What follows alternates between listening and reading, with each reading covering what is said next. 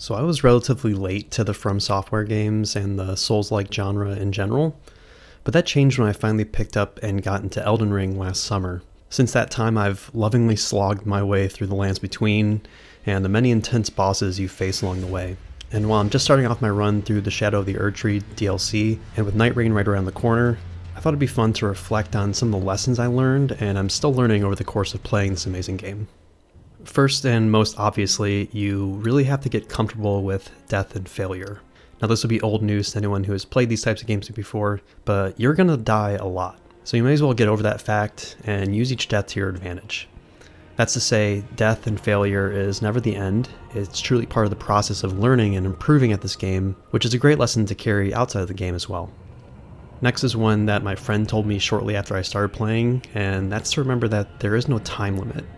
You don't need to rush to kill your opponent, and often going and swinging looking for the quickest time to kill will only result in a quick death for yourself. So take your time no matter who you're fighting, learn to find your moments, and don't sweat it if it takes some time to whittle them down. Along those same lines, it's important to take and leave your moments as they come. Every enemy offers times to strike and times to heal, and you have to find those moments over time while facing them. But once the moment passes, it's important to move on from that moment. Too many times I found myself fishing for a hit after the moment has passed, only to eat a ton of damage in return.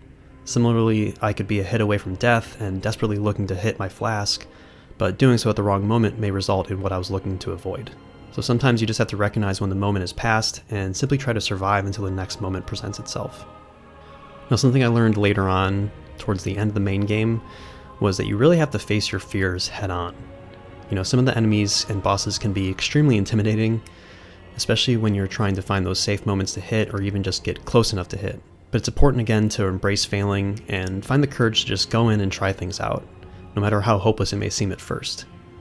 What you'll learn quickly is what does and doesn't work, and you can adapt your strategy from there. Again, this will inevitably result in your death a lot, but all in the name of learning and understanding how to fight your opponent.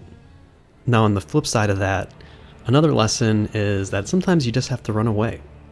There are some moves in this game where no amount of dodging, blocking, or parrying will keep you safe, and so your best option is to simply get as far away from your foe as possible. A tactical retreat, if you will. Doing so will help you live longer and allow you to reset yourself and prepare for the next set of attacks. Now during a fight, a lesson I think everyone has learned in this game is that greed inevitably gets us all at some point.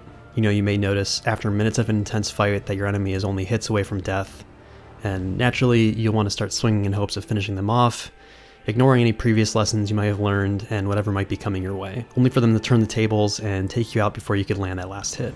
I truly believe this is a fundamental part of the learning experience playing this game, but if you can help it, don't get greedy.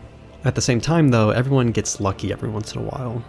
Whether that's a boss getting stuck, or a hit not registering, or a mistimed roll that otherwise still worked out.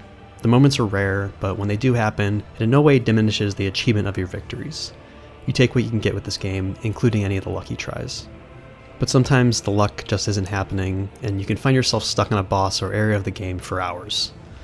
What you'll learn is that this is not a game you can just blaze through, and that sometimes you really need to take breaks. Whether that's exploring a different area of the game, or playing something else entirely, it's important to not get hung up on beating any boss in a certain amount of time. I've had bosses that kept me stuck from days to weeks to even months, and the breaks in between were necessary to keep myself sane.